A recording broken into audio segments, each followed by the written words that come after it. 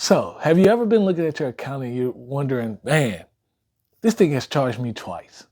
And then there was an overdraft fee. You know how that is. That becomes the circle of death. Well, unfortunately, right now, Bank of America is actually being charged $250 million that they have to pay a lawsuit, class action, I believe, to the CFPB for three things. Number one was the trigger to the whole event. A customer was charged uh, charged twice for an overdraft fee for an event, and they were accused. Bank of America was charged with basically double dipping. This thing had already occurred, and so you always wonder.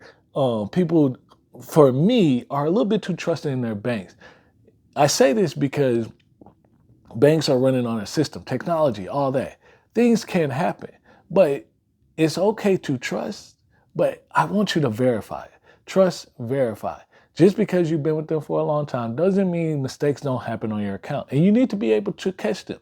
The second thing that came up in this lawsuit is that you know how you would sign up for uh, a new credit card and they would offer you a one-time bonus at the beginning of the card. Well, Bank of America was withholding these bonuses and not paying them out. That's the second piece of why they have to pay $250 million. The third thing is kind of similar to the behavior of Wells Fargo. There were accounts, credit applications open unauthorized without the customer's knowledge.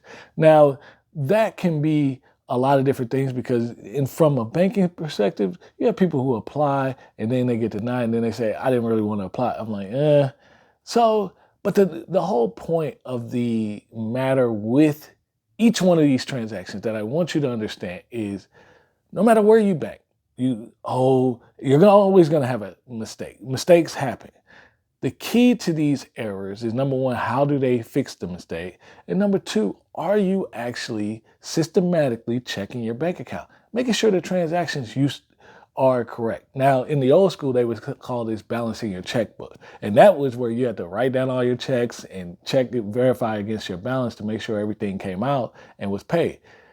Because of technology, it's a little bit more sped and postings happen consistently. You need to understand that if you buy something on the weekend, it's likely not going to post to your account till Monday. But you also need to understand that sometimes errors do occur because of how these transactions post and the order in which they may post. And that's where, if you're checking your account periodically, you'll be able to catch a lot of these matters and attempt to get these things resolved. And so when you're looking at a financial institution, a partner to do your banking with, you're looking at somebody who says, hey, this was our fault. Let's get it taken care of very quickly. This is not our fault. These are the reasons why it wasn't our fault. And this is what happened. If you can do that, you can have a good, substantial, profitable relationship with using that institution.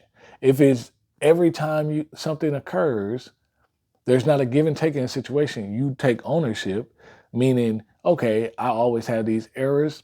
Yeah, I got to bite the bullet. But if you never have errors on your account and then the bank doesn't give you some grace, that can be an indication of the type of relationship that may not be good for you in the future.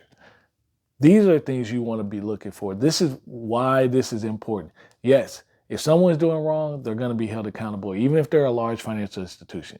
But overall, regardless of this happening, you should know what's going on in your bank account, what's coming through, what's being billed, and how are you being charged. Hi, my name is Jonathan. I want to help you build wealth. Follow me for more.